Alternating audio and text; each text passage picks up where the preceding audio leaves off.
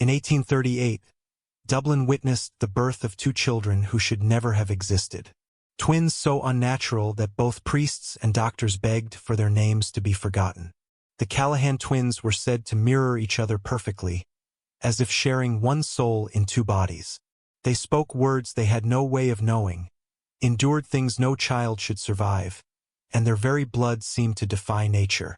Their case terrified the city, fractured the church, and left science desperate to hide what it could not explain. For nearly 2 centuries, their story has been erased, censored, and buried. Yet fragments still whisper of what truly happened. Dublin in the 1830s was a city of contradictions. The cobbled lanes echoed with the songs of street vendors and the rattle of carriage wheels. Yet beneath the noise lay an unease, a city torn between the old world of superstition and the new promise of science. The Callahan family lived in the narrow backstreets near the Liberties, where smoke from distilleries blackened the sky and rumors traveled faster than the cold wind off the River Liffey. It was here in 1838 that a set of twins was born who would soon become the city's most whispered secret. Their names were never properly recorded. Some say they were baptized, others insist the priests refused to allow it. What is certain is that from the very moment they entered the world, midwives and neighbors alike spoke of omens, candles blowing out in the birthing room, the sound of knocking on the walls when no one stood outside, and a stillness in the air that felt heavier than silence. The twins themselves appeared healthy, yet strangely alike in a way that unsettled even seasoned physicians. They did not cry separately, but in a single harmonized wail, as though one voice split into 2 bodies. Their mother, exhausted and pale, was said to whisper that she felt them moving even when one was asleep in her arms. Their father, a laborer named Michael Callahan, dismissed it as nerves. Yet the neighbors soon gave the infants names of their own, the mirror children. At first, Dublin's curiosity outweighed its fear. Families came to see the little girls, marveling at how they moved together, turned their heads in perfect sync, and seemed to know when one was touched, even if the other was across the room. Doctors from the city's fledgling medical college took interest, recording their first observations in worn leather journals that decades later would mysteriously vanish from archives. But admiration quickly soured when illness swept through the neighborhood, leaving other infants dead. Whispers began. Why were the Callahan twins untouched? Why did sickness stop at their door, as though unwilling to enter? The church, too, took notice. Priests muttered of unnatural bonds, of creatures born not of God's design, but of something darker. Parishioners were warned not to spend too much time in the Callahan home, and in the shadows of Dublin's taverns and markets. The story began to spread that 2 children had been born who were not like us, and that their very existence was an affront to both heaven and reason. And so the stage was set. The Callahan twins had entered the world, but what awaited them was not the warmth of a city's embrace. It was the cold scrutiny of science and the unforgiving suspicion of faith. The Callahan family was not wealthy, nor were they influential. Michael Callahan earned his living as a laborer, moving between work at the docks and the city's growing network of factories. His wife, Bridget, came from a long line of midwives and herbalists, women who were both respected and mistrusted in equal measure. Their home was modest, 2 small rooms, crowded with siblings, an iron stove that smoked more than it burned, and floors damp from the constant chill of the Irish weather. Life was hard, but not unusual for Dublin in the 1830s. Poverty touched nearly every family, disease stalked the streets, and superstition filled the spaces science had not yet claimed. In that world, children were both a blessing and a burden. When the twins arrived, neighbors first offered food and help, bringing bread or mending cloth to ease the weight of 2 new mouths. But their kindness soon shifted into nervous distance. The girls grew quickly and always in uncanny symmetry. If one smiled, the other followed. If one reached for her mother's hand, the other's fingers curled at the same instant, even if she was across the room. People whispered that their movements were not learned, but rehearsed, as though guided by something deeper than instinct. Bridget defended her daughters, insisting that all twins shared such closeness. Yet even she, in her quieter moments, admitted to friends that she sometimes could not tell which child she held in her arms. As they passed their first year, rumors hardened into suspicion. Local children avoided them, frightened by stories their parents repeated in hushed tones, that the twins laughed at shadows no one else could see, or that they sang lullabies in languages unknown to the family. Michael dismissed it all as nonsense. Born of envy, but the parish priest began asking questions. Had the girls been properly baptized? Were they brought regularly to Mass? When Bridget faltered in her answers, the priest warned her that unnatural children invited unnatural outcomes. Still, not everything was condemnation. A few men of science in Dublin saw the girls as a rare gift, living proof of mysteries yet to be unraveled. Physicians spoke of new theories, of sympathetic bonds and shared humors that might explain such mirror-like behavior. They asked permission to observe the twins more closely, promising no harm would come. Michael hesitated, but Bridget, perhaps sensing danger in refusal, agreed. The girls were examined in dimly lit rooms filled with instruments of polished brass and glass, their tiny bodies measured, their pulses counted. The doctors recorded their findings with excitement, never realizing how far their fascination would drive events in the years to come.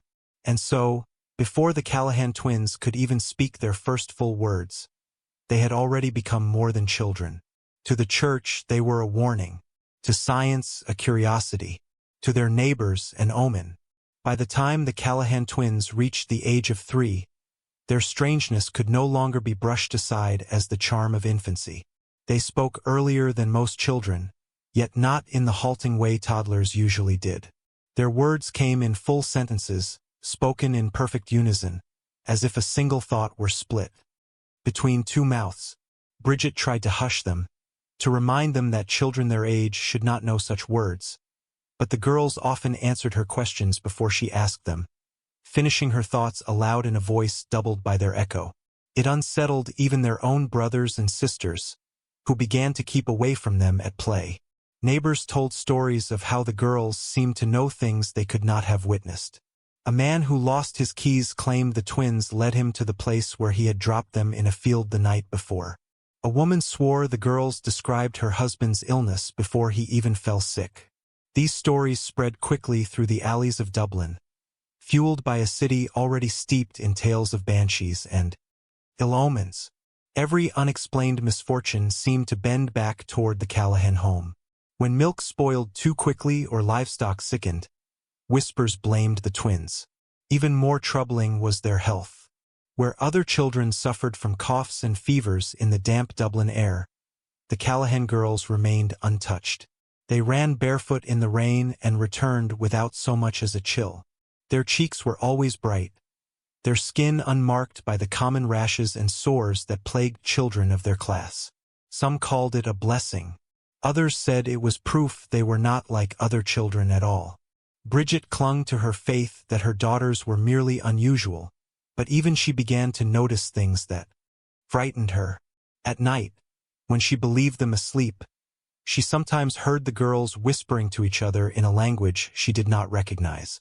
On other nights, she swore she heard only one voice, though both mouths moved in the faint moonlight. When she tried to wake them, they did not stir until the first cock's crow, as though they had been listening to something she could not hear. The priests by now had turned cold.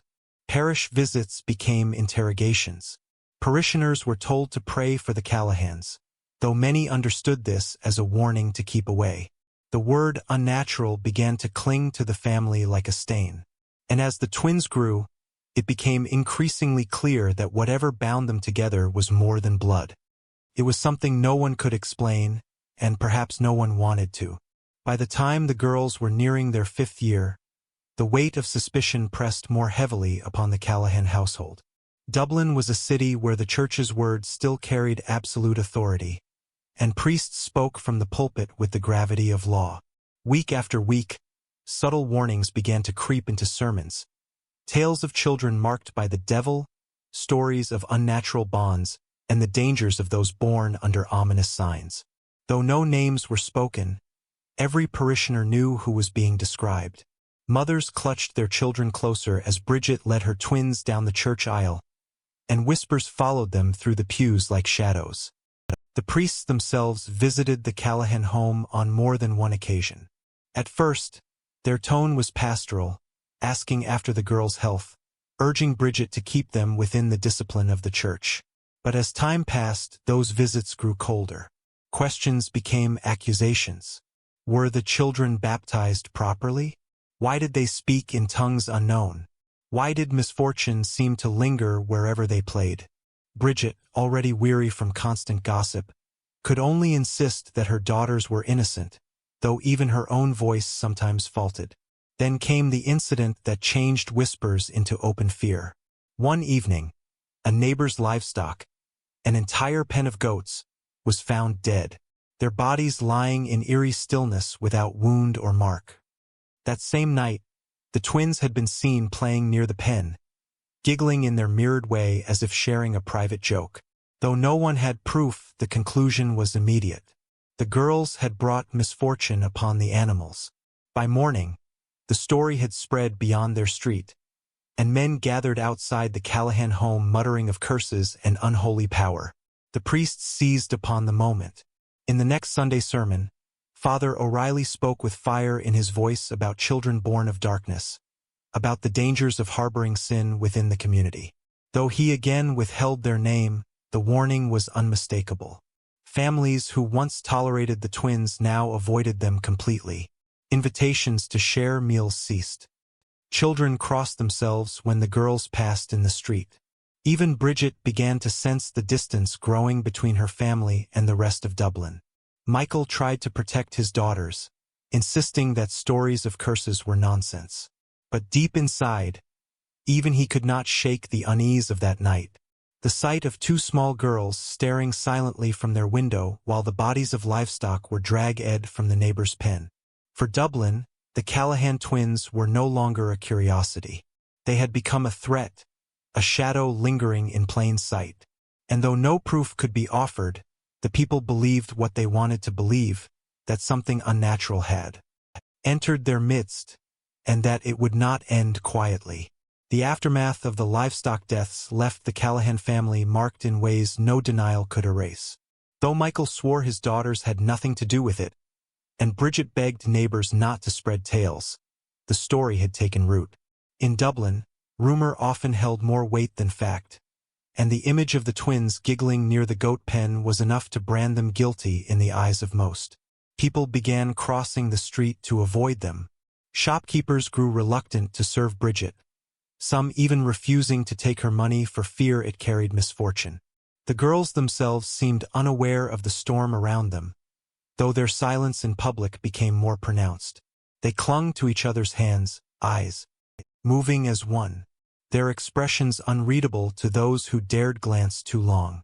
Science, however, saw matters differently. A group of physicians from the Royal College of Surgeons declared the livestock deaths nothing more than happenstance. Disease or poison, they suggested, had claimed the animals, not some curse whispered by frightened villagers. Their words were confident, but their actions betrayed unease. Several of the doctors kept personal notes on the twins, recording every unusual observation, their identical reflexes, their matched heartbeats, the way they seemed to anticipate each other's movements with impossible precision. Officially, the incident was dismissed. Unofficially, it deepened the fascination of men who believed the twins represented a mystery worth probing further. But the church's position hardened. Priests muttered that coincidence was the very language of the devil, cloaking evil deeds beneath the guise of chance. Parishioners were instructed to be wary, to avoid unnecessary contact with the Callahans. Even extended family began to distance themselves. Bridget, once known for her skill with herbs and healing remedies, found fewer doors opening to her when neighbors fell ill. Her reputation, like her daughter's, was collapsing under the weight of suspicion. At night, the family began to hear the change in their community. Stones tossed at the shutters, knocks on the door that vanished when answered, whispers carried in the dark. Witches' children, devil's twins. Michael grew more protective, keeping his daughters indoors, though the twins themselves seemed strangely unbothered. When asked, they sometimes only smiled faintly, as if amused by the fear surrounding them. The city was dividing. To science, the twins were an oddity, a puzzle of flesh and blood. To faith, they were a danger, perhaps a doorway to darker things. And for the people caught between, it was easier to believe the worst, because believing the worst offered an explanation, however terrible, for the unease that seemed to spread wherever the Callahan twins went. Dublin in the late 1830s was a city straining toward modernity. The Industrial Revolution had swept across Britain, and though Ireland lagged behind, its capital was beginning to catch the fever of progress. Factories pressed their chimneys skyward, new machines hummed in workshops, and the hunger for knowledge became both fashionable and profitable. Science was no longer confined to dusty corners of monasteries or eccentric gentlemen's parlors. It was being institutionalized, gathered into colleges and hospitals, polished into a discipline that promised to reshape society. The Royal College of Surgeons stood at the heart of this new era. Its marble halls and lecture theaters buzzing with students eager to dissect, to analyze, to measure. In the same city where priests spoke of sin and salvation, young men in crisp coats whispered of anatomy, physiology, and the new frontier of experimentation. It was inevitable that the Callahan twins would draw their attention. For physicians who dreamed of making their names known in London or on the continent, the girls represented a living riddle. Identical twins were not rare, but the Callahans were something else. Mirror images who seemed less like siblings than two halves of a single body. Doctors speculated openly about whether their nervous systems were linked, whether unseen forces might explain their uncanny symmetry. Some spoke of magnetism, a concept then sweeping Europe, while others whispered of spiritual affinities cloaked in scientific terms. Whatever the explanation, the twins promised discovery. And in Dublin's competitive academic world, discovery meant prestige. Michael Callahan resisted at first. He mistrusted men who wore polished shoes and asked questions he did not understand. But Bridget, ever aware of the growing hostility from neighbors and priests, feared that refusing would bring worse consequences. To deny science might be seen as siding with superstition. And so, reluctantly, the family agreed to allow doctors limited access. The twins were escorted into halls where oil lamps flickered against walls lined with anatomical charts. They sat on cold wooden stools while hands measured their pulses, traced the shapes of their skulls, and tapped their knees with polished hammers. Observers filled notebooks with scrolled notes, each more astonished than the last. What those physicians could not yet admit, even to themselves, was that their fascination had already begun to erode their skepticism. Each small anomaly recorded seemed less like coincidence and more like revelation. The Callahan twins were becoming more than subjects. They were becoming an obsession. And obsessions, especially in Dublin's fevered scientific world, had a way of pulling men beyond the boundaries of caution. The first formal examinations of the Callahan twins began quietly, without notice in the papers or proclamations from the pulpit. They were brought into the college under the guise of routine study, though every man present knew they were anything but ordinary children. The room smelled of ink and lamp oil. Its high windows shuddered against curious eyes. A handful of physicians gathered around, notebooks open, quills poised, as the girls sat hand in hand, their pale faces lit by the glow of lanterns. At first, the doctors tested what seemed simple. They asked one child to lift her arm, and the others followed in perfect rhythm, as though pulled by unseen strings. They dropped a pin on the table, and both heads turned at the same moment, their eyes as tracking the movement with identical speed. They tapped the knee of one twin with a small hammer, and both legs kicked in the same sharp motion. Notes were scribbled furiously, mirrored reflexes, indistinguishable responses. What astonished them most was not the similarity of the twins' actions, but with precision. Fractions of a second, No delay, no hesitation. It was as if two bodies were animated by a single command. When they pressed stethoscopes to the girls' chests, they found their hearts beating in an impossible sync. Not just the same rate, but the same cadence, as though the rhythm of life itself pulsed through them together. One doctor claimed he could hear no difference between the two heartbeats, as though he were listening to a single organ echoing in two ribcages. Another, more superstitious, muttered of a soul split in twain. Further tests brought only more confusion. They blindfolded one girl and held a candle flame near her sister. Both flinched. They pinched the arm of one and the other cried out in pain. The room grew tense, Quills pausing mid-sentence. This was no trick of observation. Something unexplainable was occurring before their eyes. The physicians struggled to contain their excitement. To them, the twins were proof of a phenomenon no textbook described, something that could make a man's career, if properly documented. But beneath their eagerness lay unease. Each test seemed to confirm that the twins shared more than resemblance. They shared perception, sensation, perhaps even thought. And in an age when science was desperate to separate itself from superstition, the Callahan twins threatened to drag both realms together in ways no one dared admit aloud. The session ended in silence, the girls still holding hands as they were led back into the Dublin night. Yet every man in that room knew they had witnessed something extraordinary, something that would not be easily explained away. And though none could yet imagine the consequences, the most disturbing discovery was still to come. The doctor's curiosity could not be satisfied with mere observation.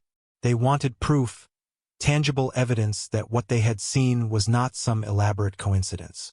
And so, in a chamber lined with glass jars and steel instruments, they drew the girl's blood.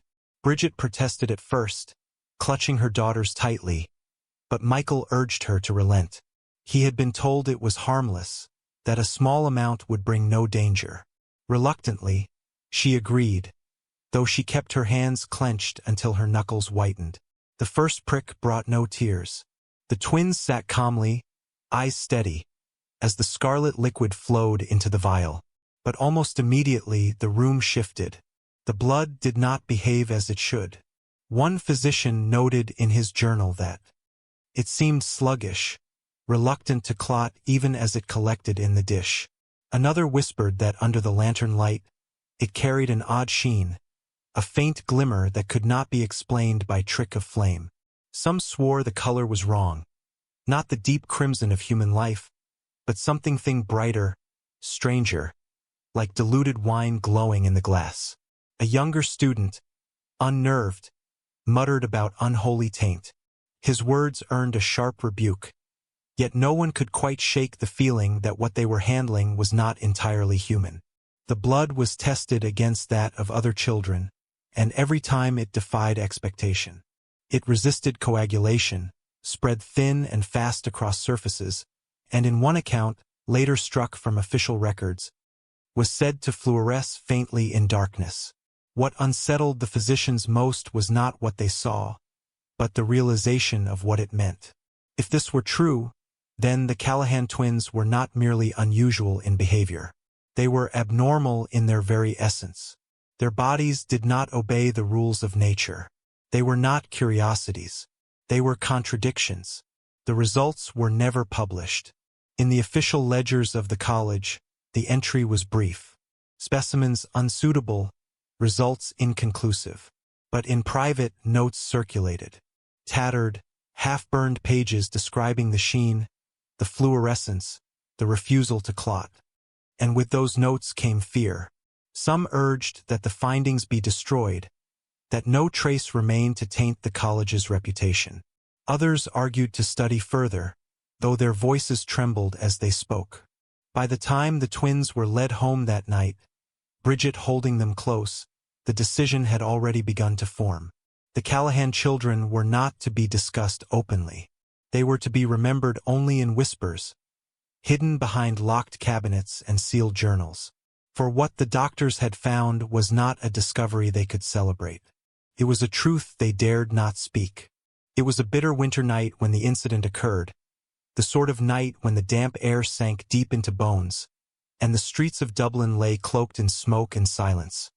The Callahans had gone to bed early, their small home dark save for the glow of a dying fire.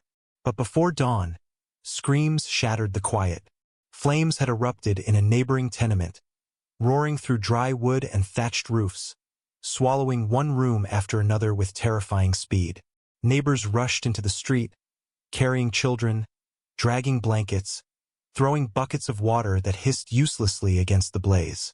In the chaos, someone saw them, the Callahan twins, standing perfectly still in the midst of the smoke. Their night clothes were singed, their hair blown wild by the heat, yet their skin was untouched.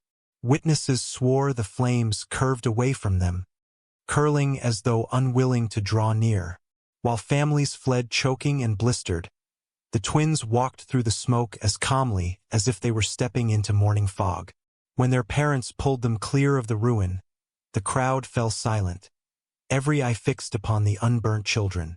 By dawn, the story had twisted into something darker. People said the girls had caused the fire, that their presence invited it, that the inferno was not an accident, but a sign. Mothers wept, fathers muttered of demons, and priests declared the event an unmistakable warning. Father O'Reilly, whose sermons had grown more dire each week, proclaimed to his congregation that only the unonly could walk through flames unscathed. God delivers no child from fire unless that child belongs to fire, he thundered, and his words ignited a frenzy of fear. The doctors tried once again to calm the storm. They argued that shock and smoke might have blinded witnesses, that the girls were rescued quickly before burns could set in. But even in private, their voices wavered. Some of those same men had seen the children up close after the blaze, and could not explain how their hair bore the faint scent of smoke while their skin showed not a single blister. Notes written in haste described the phenomenon in dry, clinical language, but the edges of those pages carried smudges where hands had trembled. For Dubliners it was proof enough.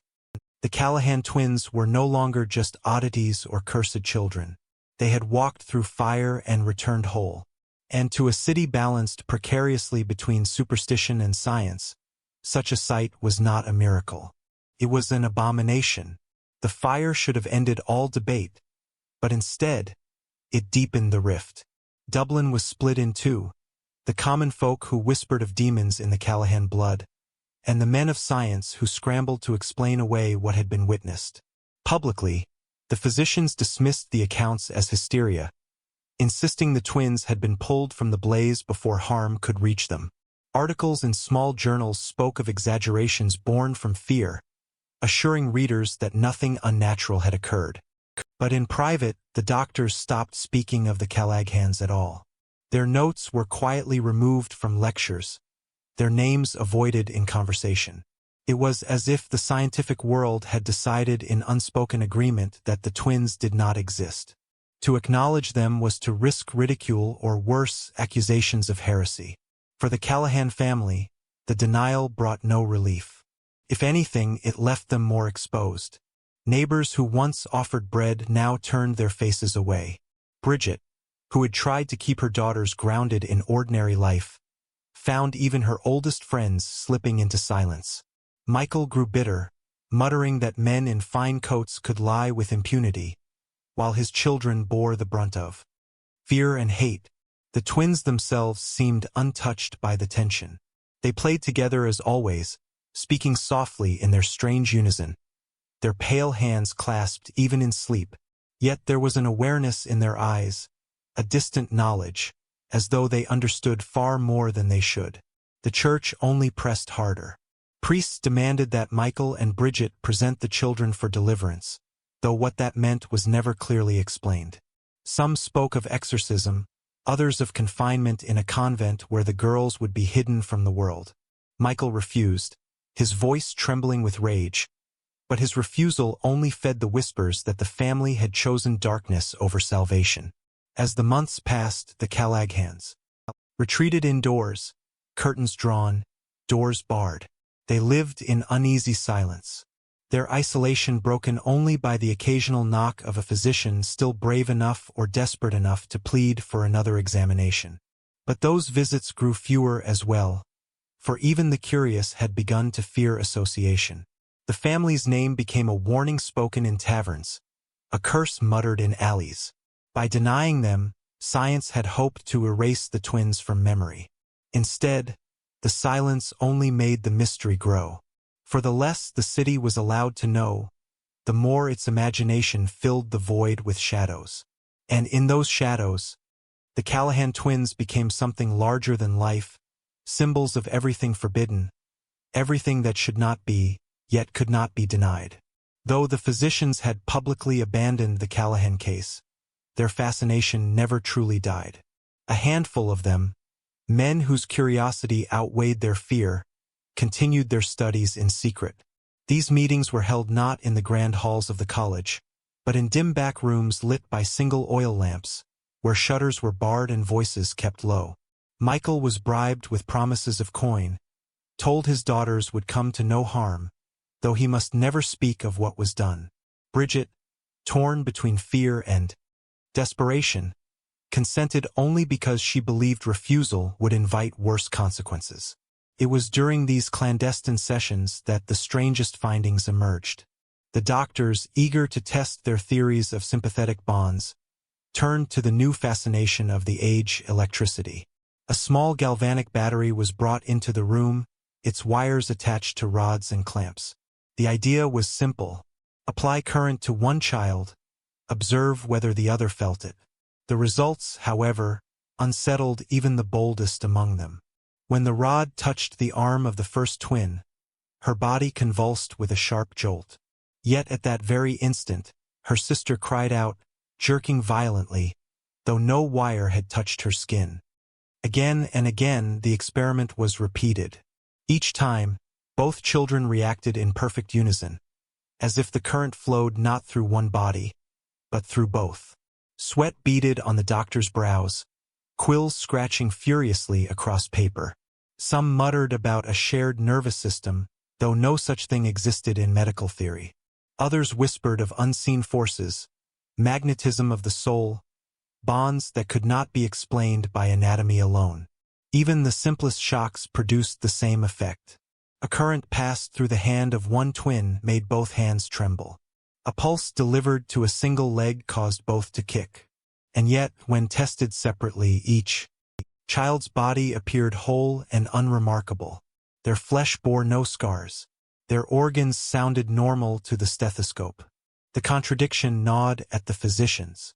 These were healthy children by every measure, yet bound together by something no science of the day could capture. Bridget wept quietly during the experiments, clutching her rosary. Michael stood stiff in the corner, jaw clenched, though the sight of his daughters writhing together left him pale and shaken. When the sessions ended, the girls walked home hand in hand as always, silent, their faces unreadable. But for the men who had witnessed their response, no sisters. Silence was no comfort. The Callahan twins were not just a mystery anymore. They were proof of something that should not exist. By the late 1830s, Dublin was sinking into hardship that no experiment or sermon could mend. Harvests had failed across much of Ireland, driving food prices higher than the poor could the city's narrow lanes filled with the stench of hunger and disease. Bread riots broke out in the markets, where desperate families begged for food while soldiers stood guard with rifles. In such times, fear needed a target, and the Callahan twins offered one. It began with muttered accusations. Some claimed that the girls' presence brought blight to the fields, that their unnatural bond drained life from the soil. Others swore that cows stopped giving milk if the twins were seen near the pasture. The livestock deaths of years past were dredged up again, retold with new horrors added each time, until the story bore little resemblance to truth. When a fever swept through one parish, killing dozens of children, whispers insisted the Callahans had been spotted walking the lanes the night before. The church did nothing to quiet the storm. Priests, desperate to reassert authority in a city wavering between despair and rebellion, spoke of curses, of children marked by the devil, of sins that demanded purging. Their words were enough to ignite the desperate, hungry families watching their infants waste away while the Callahan twins grew tall and strong, found in them an explanation more satisfying than fate or famine. Better to believe two cursed children carried the blame than to accept the cruelty of nature. By 1839, hostility boiled into violence. Stones struck the shutters of the Callahan home with regularity. Doors were found smeared with ash, crosses scratched into the wood as warnings. Men gathered in taverns, muttering that something must be done. When Bridget walked the market, sellers refused her coin, some even spitting at her feet. Michael fought back when he could, fists bloodied from more than one brawl, but his defiance only deepened resentment. The twins, now old enough to sense the hatred around them, responded not with tears, but with silence. They clung to each other more tightly than ever, eyes watching, always watching, as though they knew what was coming. On more than one occasion, neighbors swore they saw both girls standing at their window long after nightfall, their pale faces lit only by the moon, their eyes unblinking. The city was unraveling. Hunger gnawed at bellies, fear gnawed at minds, and in the middle of it all stood the Callahan twins, no longer children in the eyes of Dublin, but omens of everything dark and merciless about the times.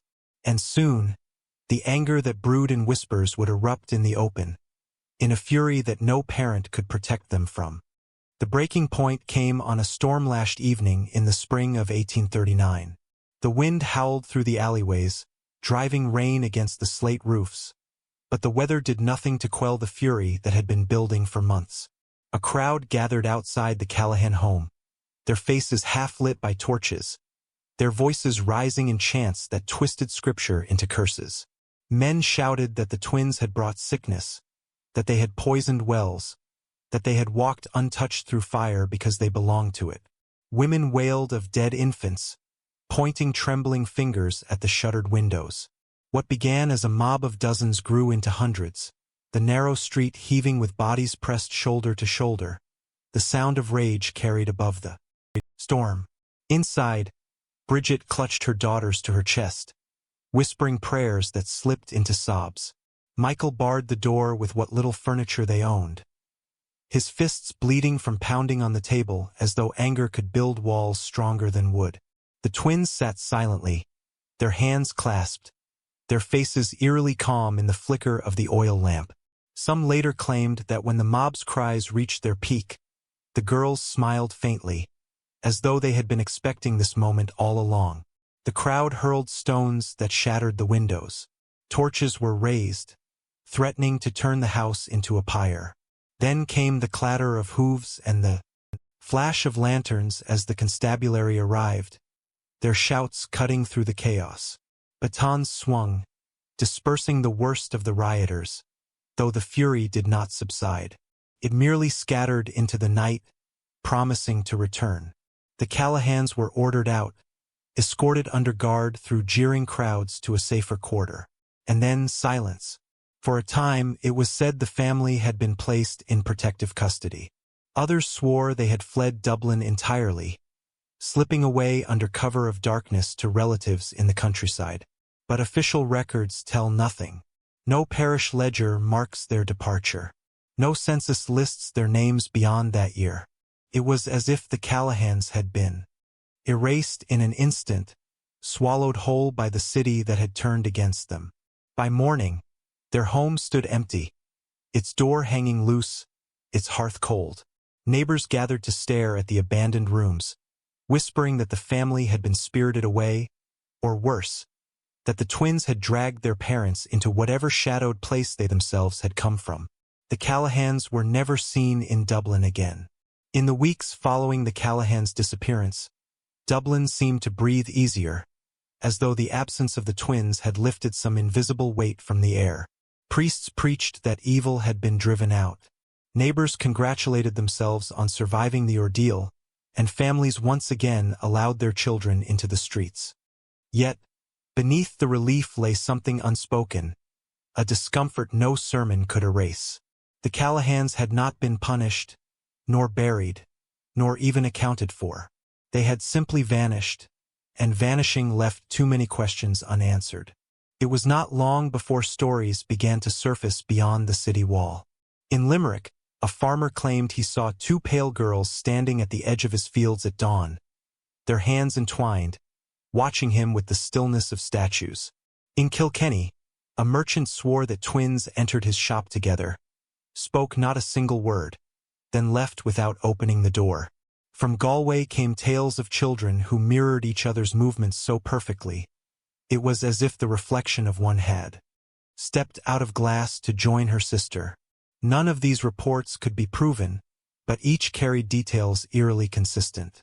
The pale faces, the unblinking eyes, the way silence seemed to follow wherever they went. Such stories might have been dismissed as peasant fancies, the kind of ghost tales traded around firesides when the nights grew long. But for a handful of men in Dublin, physicians whose notebooks still held the secret records of blood tests and electrical experiments, the rumors could not be ignored. They traveled quietly, avoiding attention, posing as itinerant doctors or scholars in search of folklore. Their goal was not to comfort villagers, but to determine whether the Callahan twins still walked among the living. What they found was never shared in print. Letters between colleagues hinted interviews taken, observations made, but always the language trails off into vagueness, as if the truth itself was too dangerous to commit to paper. One doctor wrote only, "The reports are consistent. They are not gone. We must proceed with care." Another hinted darkly that their presence is wider than it should be, suggesting sightings in places so far apart that no human journey could explain them. The Callahans may have vanished from Dublin, but they had not vanished from Ireland. Their image lingered, flickering in rumor and testimony like a shadow that slipped just beyond the lamplight. And for those who still believed in the power of evidence, the chase had only just begun. As months turned to years, the stories only grew more unsettling. Farmers, travelers, and innkeepers began reporting encounters that could not easily be reconciled.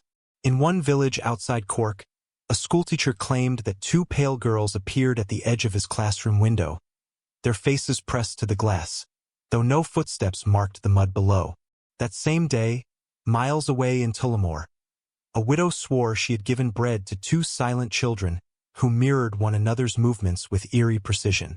Both accounts were dated and sworn, yet separated by a distance the girls could never have crossed in the same span of hours. Soon, such contradictions multiplied. In Kerry, two fishermen described seeing the twins standing on a cliff above the sea, their nightclothes fluttering in the wind, unmoving as waves crashed below. Yet, in Waterford on that very evening, a constable reported leading away a pair of girls matching their description after they were found wandering near the docks. When challenged, he admitted the children had left no record in custody. They had simply vanished before morning, leaving only confusion in their wake. The idea of duplication began to creep into whispered conversation. Some villagers believed there were not two girls, but many copies of the Callahans walking the breadth of Ireland, each as real as the last. Others muttered of fairies, changelings left to mock humanity by showing us faces we recognized where none should be. A few, clinging to scraps of rationality, suggested impostors, children dressed alike to frighten the gullible. But even they struggled to explain the consistency of the details, the mirrored gestures, the unblinking eyes described in every account.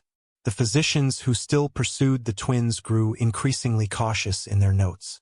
References to simultaneous presence and geographic impossibility littered the margins of their journals, always written in nervous shorthand, as if even the act of spelling out the truth might invite danger. One doctor confided in a letter that he feared the girls were not bound by natural laws of distance or time, but by something else entirely, something science had no language for. For the Irish common folk, such mysteries needed no language. They told and retold the stories until the Callahan twins became less children than legend, wandering figures who could appear wherever fear was greatest. But behind the folklore, behind the trembling voices, lay a darker question that no one dared ask aloud. If the twins could appear in two places at once, how many of them might truly exist? By the early 1840s, the whispers had reached such intensity that Dublin's officials attempted a solution not of faith, nor science, but of bureaucracy. Records surfaced in the city registry, declaring the Callahan twins deceased. Their names, written plainly though curiously misspelled, were listed alongside a date of death and a brief cause: consumption. To the casual eye, it was unremarkable. In a city drowning in illness, children's deaths were recorded daily with little ceremony. Yet, to those who knew the family, something was deeply wrong. The handwriting on the certificates did not match the registrar's usual script. The signatures of witnesses were scrawled in hands unfamiliar to anyone in the parish. Even the date raised questions, entered weeks after the supposed deaths at a time when sightings of the twins were still being whispered across the countryside. For men accustomed to ink and ledgers, the inconsistencies were glaring. To others, it was confirmation that the city wished only to close the book on a story that had become too dangerous to leave open. News of the certificates spread quickly. Some rejoiced, convinced the children had at last been laid to rest and their curse lifted from the land. Priests used the announcement to soothe their congregations, declaring that God's will had prevailed. But in taverns and markets, men shook their heads. Dead, they muttered. Then who are the girls we keep seeing? For in the same week the certificates were issued. A farmer outside Carlo swore 2 identical girls had wandered his fields at twilight, their white dresses glowing in the half-light before vanishing into the mist. The physicians who still kept secret records reacted with alarm. One, in a letter preserved only in fragments, wrote, "They are not dead. The papers are a fabrication. Why the deception unless someone fears the truth?" Another crossed his, rough entire pages of his journal, replacing them with the simple line, "The matter is closed," but his handwriting trembled, betraying anything but closure. For Bridget and Michael, if they still lived, the certificates were more than insult, they were erasure. It was as if their daughters had been scrubbed from the city's memory by a few strokes of a quill. No funeral was ever recorded. No burial plot ever marked. The twins' supposed deaths existed only in ink, a flimsy veil draped over a mystery that refused to stay hidden. What remained was worse than absence. Officially, the Callahan twins no longer existed. Unofficially, their shadows stretched across Ireland, multiplying in stories, appearing where no child should be. And those who questioned the papers most fiercely began to realize the truth. Someone wanted the world to forget the Callahans, no matter how many lies it took. The discovery came not from physicians or neighbors, but from the brittle pages of a parish diary found decades later in a trunk of forgotten papers. It belonged to Father O'Reilly, the same priest whose sermons had thundered against the Callahans, though what he wrote in private was far darker than anything he dared speak from the pulpit. His entries began cautiously, notes of visits to the family, remarks on their odd behavior, but soon swelled into confessions of fear and dread. "These are not children," one passage read. "They are mirrors of one another, reflections given flesh, and no baptism can cleanse what was never of God." The diary spoke of meetings behind closed doors, where higher church officials from Dublin and even further afield pressed for action. O'Reilly claimed he was ordered not to exorcise the twins, but to monitor to them, to document their lives until the day came when decisive measures could be taken. "We are instructed to observe only," he wrote in a trembling hand. "And yet I cannot silence the conviction that observation is not enough. Each day they live, the danger grows." One particularly unsettling entry described a visit to the Callahan home. O'Reilly claimed the girls stared at him without blinking, their voices rising together in a question he swore he had never spoken aloud. "They answered the thought in my mind," he wrote, "as though they drank it from the well of my soul. I fled before they could take more." Another passage recounted the fire, insisting the twins had not been spared by God's mercy, but sustained by a force opposed to it. "Flame is their element," he scribbled, They belonged to it as fish belong to water. Most disturbing of all was a single line underlined twice that seemed less diary than confession.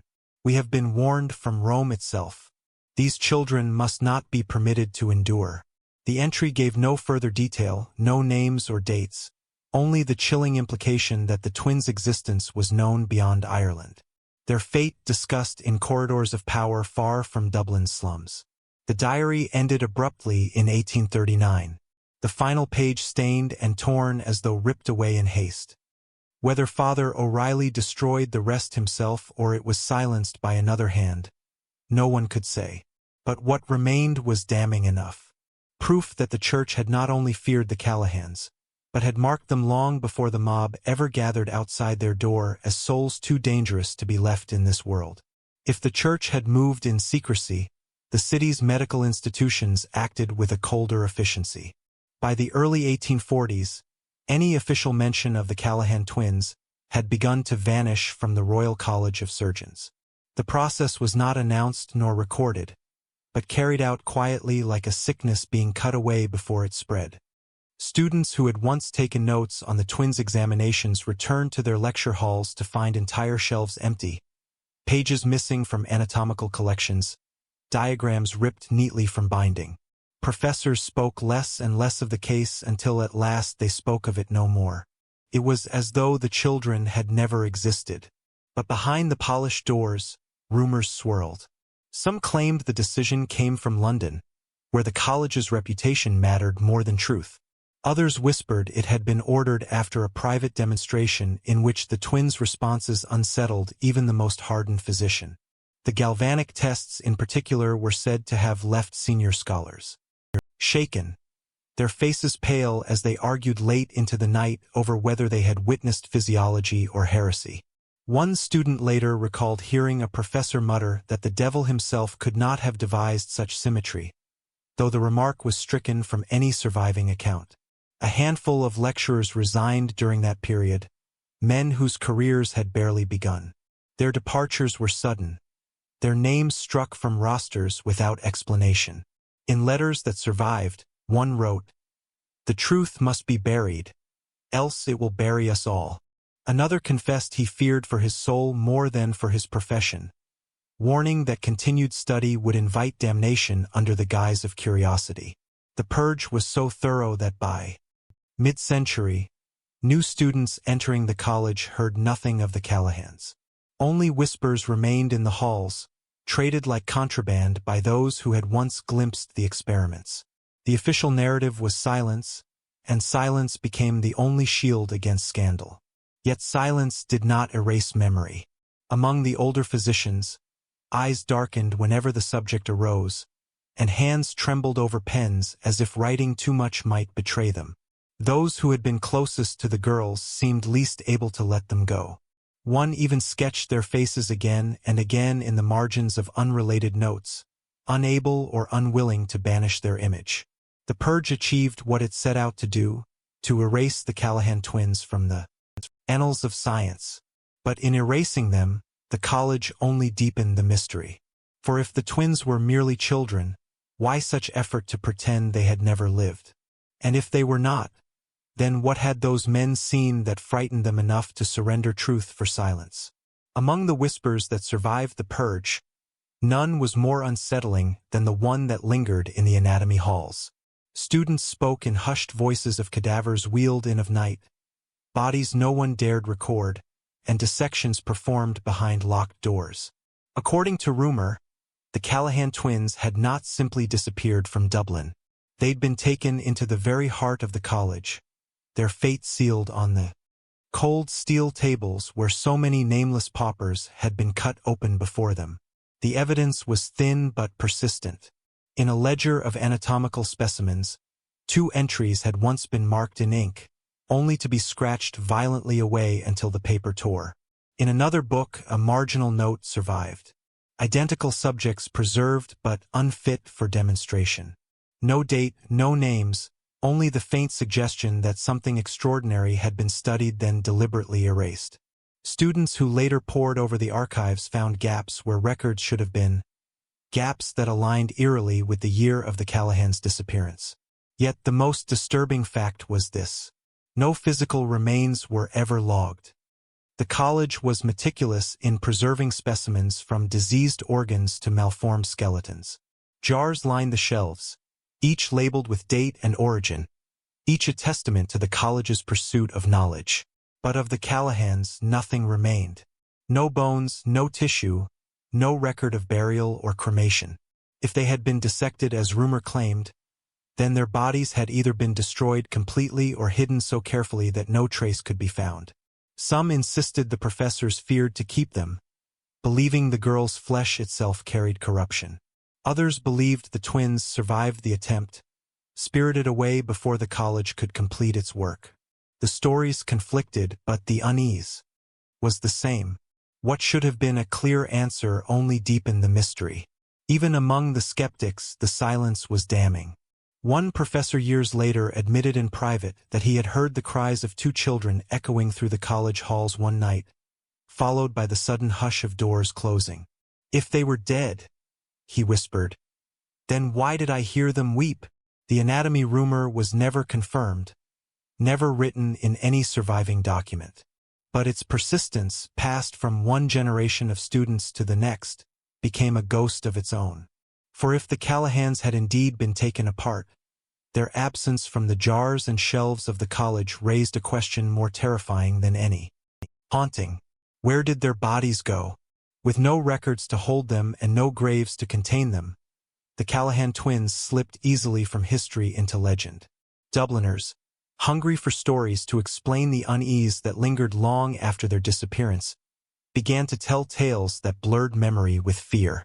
By the 1850s, the girls were no longer spoken of as children, but as spirits that still walked the city's fog-laden streets.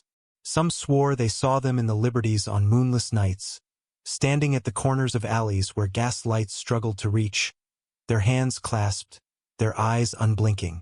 Others claimed the twins appeared at windows of tenements where children lay, sick, watching silently until the fever took its course. Cab drivers told of late fares, two identical girls who entered their carriages without a word, rode through the mist, then vanished before payment could be asked. Always they were described the same, pale, still, their movements mirrored as if the one was shadow to the other.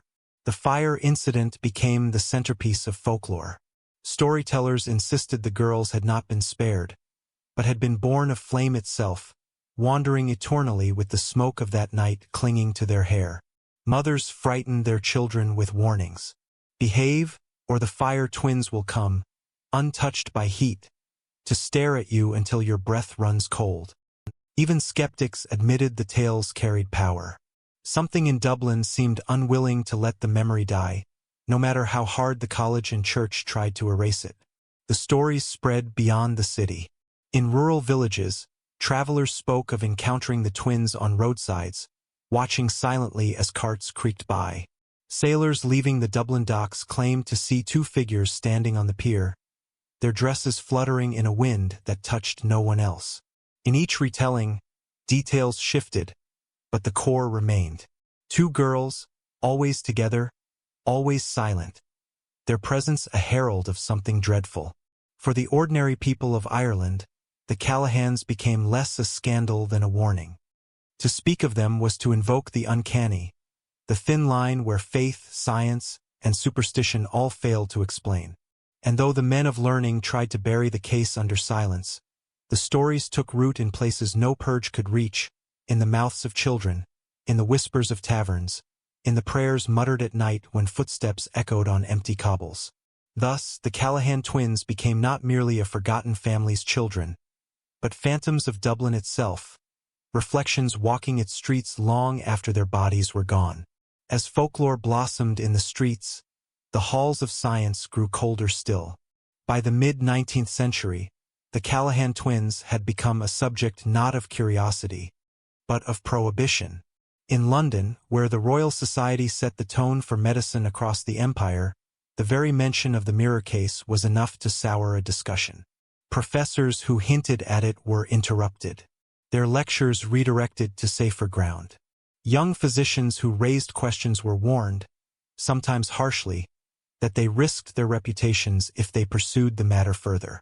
The twins, it seemed, were not to be debated, but buried. Publicly, the justification was simple. No evidence remained. Dublin's college had no specimens, no ledgers, no published findings. Without proof, there was nothing to study. But privately, letters between scholars betrayed a deeper fear. Some admitted the accounts were too consistent to be dismissed entirely. Yet to speak of them was to invite ridicule from peers or suspicion from the church. Better, they reasoned, to deny that the children had ever lived than to tangle with a case that threatened the fragile boundaries between faith and science. In medical journals of the 1850s, one finds only faint traces. Cryptic references to unsubstantiated claims from Ireland or footnotes warning readers against unreliable testimony of hysterical witnesses. No names were given, no details supplied. It was as if the academies were rewriting history in real time, sanding away every splinter that might remind the world of the Callahans. By the 1860s, the erasure was complete. Ask a London physician about the case, and he would likely frown as though you had spoken of fairy tales.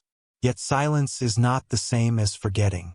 In private, men still muttered of experiments half-finished, of results never explained. The purges had done their work too well, leaving gaps where knowledge should have been. And into those gaps poured speculation. Could two minds share one consciousness? Could one body echo the pain of another? Such questions haunted the edges of legitimate science. Their answers left deliberately unspoken. The Callahan twins had thus become a paradox. In Dublin, they lived on as phantoms in folklore. In London, they survived only as absence, a ghostly silence where their names should have been. Between the two, truth was crushed, squeezed out by fear on one side and shame on the other. And in that silence, the sinister case of the Callahans slipped further from fact into myth, both leaving only the faintest echoes for the next generation to find. For decades, the Callahan twins lived only in whispers, half forgotten in parish tales and academic silences. But in the 1870s, their story threatened to resurface. A Dublin journalist named Thomas Keating, known for his taste for scandal and forgotten histories, stumbled upon fragments while combing old parish ledgers. He found a birth record smudged nearly beyond legibility, and beside it, a curious gap in baptismal lists that no registrar could explain.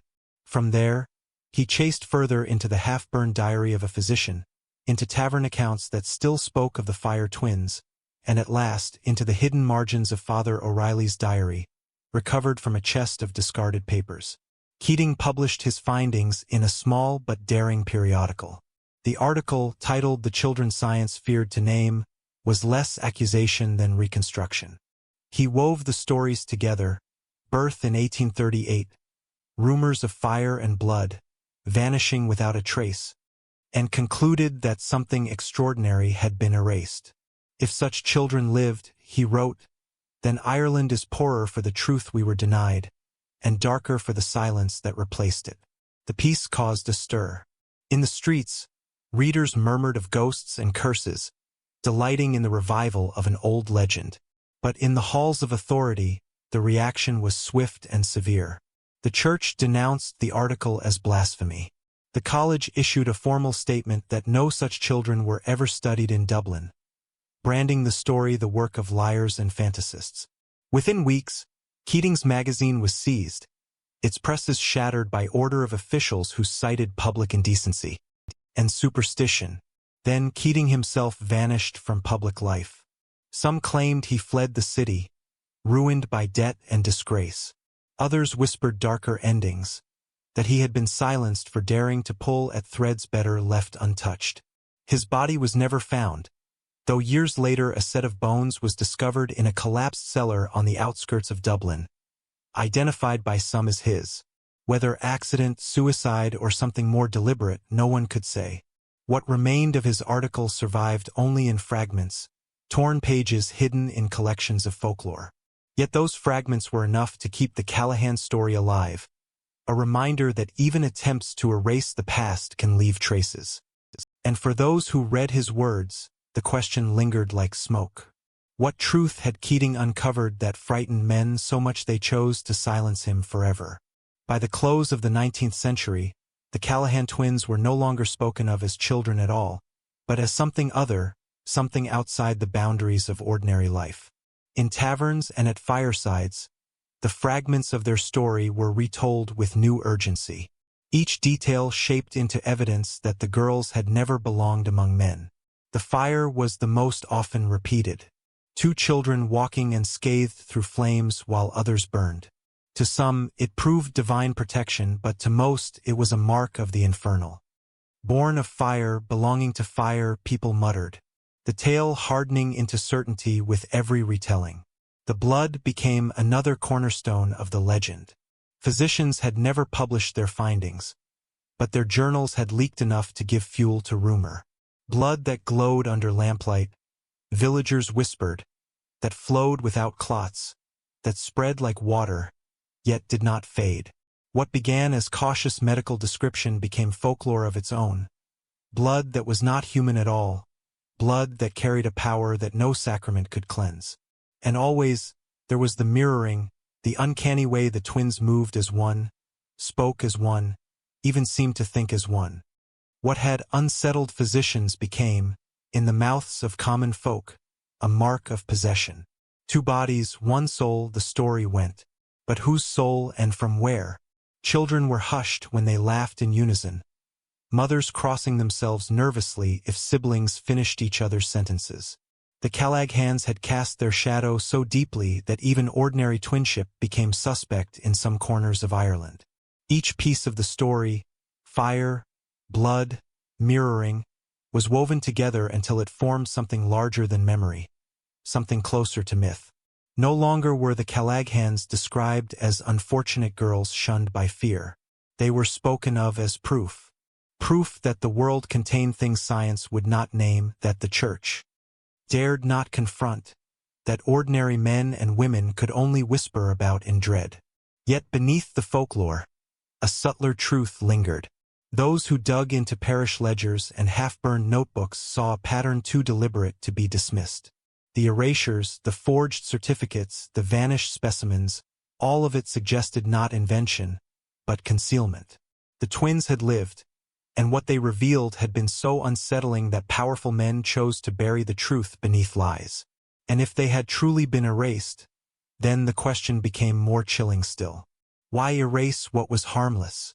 The answer, spoken in taverns and whispered in churches, was the same. Because the Callahan twins were never merely children. They were something else, something no one wanted to admit had ever walked the earth. In the early decades of the 20th century, when the appetite for the strange and unexplained surged across Europe, the Callahan twins story was briefly reborn. Folklorists, medical historians, and the newly formed psychical societies all caught wind of the fragments. Old parish notes resurfaced.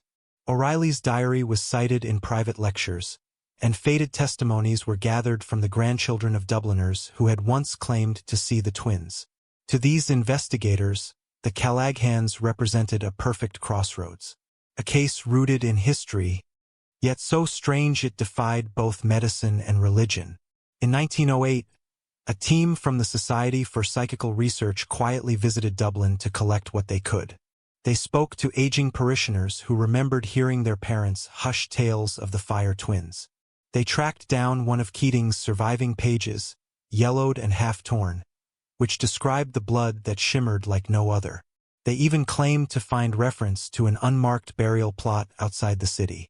Though when they sought to exhume it, no records could confirm who lay beneath the soil.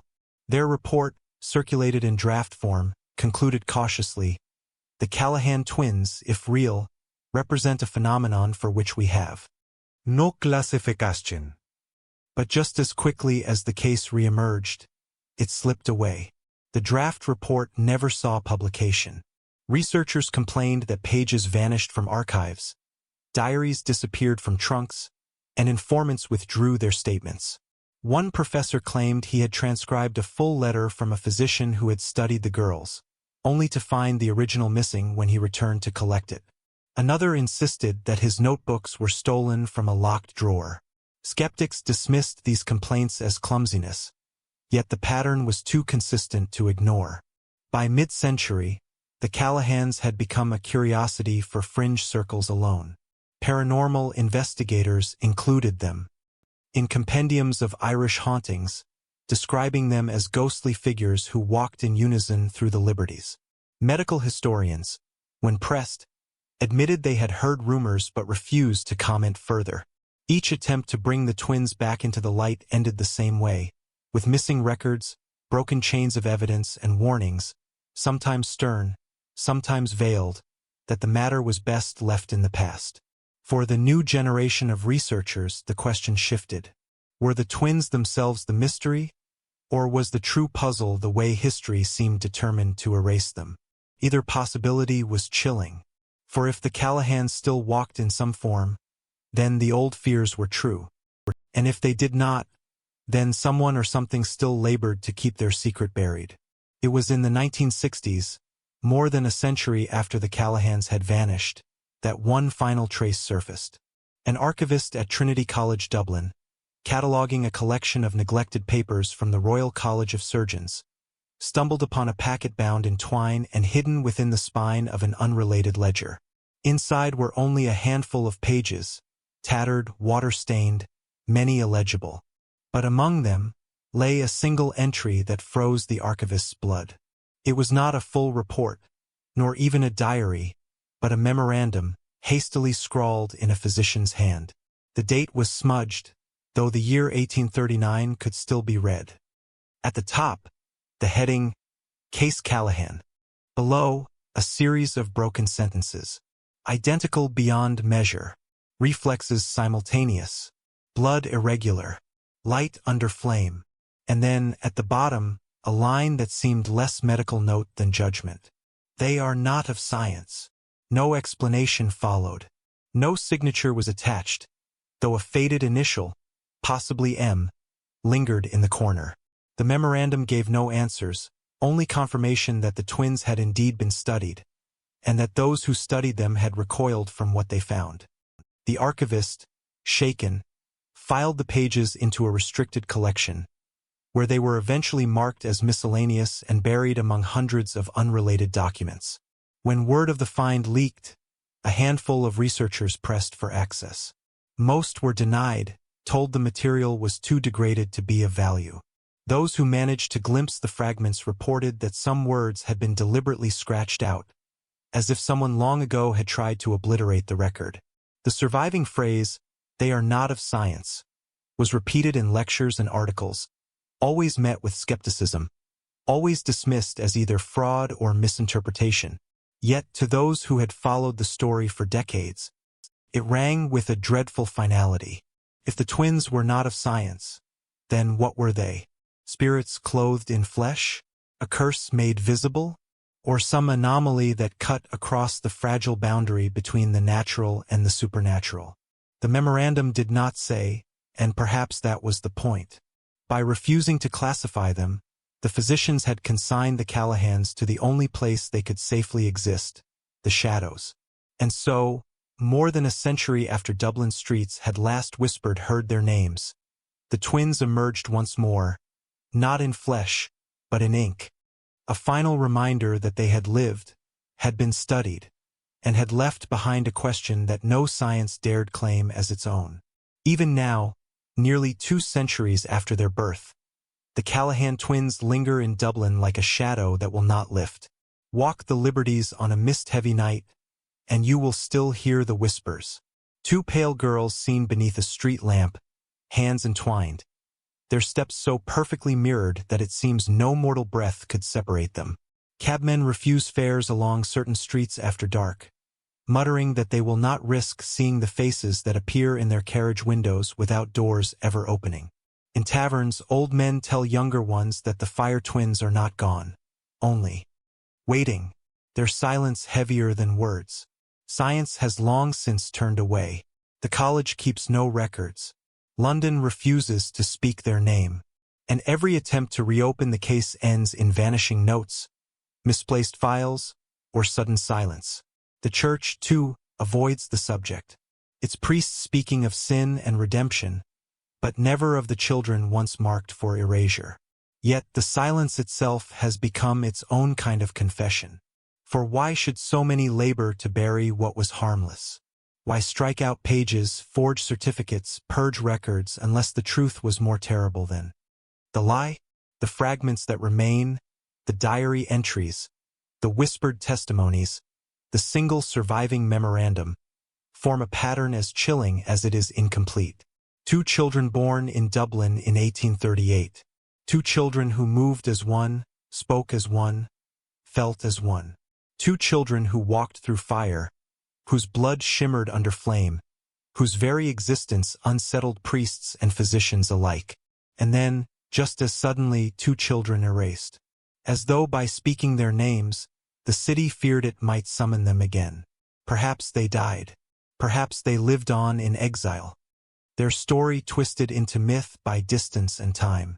Or perhaps the truth is stranger still, that the Callahans were never ours to begin with, that they slipped through Dublin like a reflection crossing a mirror, leaving behind only the memory of their passage. Stand in the Liberties tonight, when the fog is thick and the lamps burn low, and you may hear it.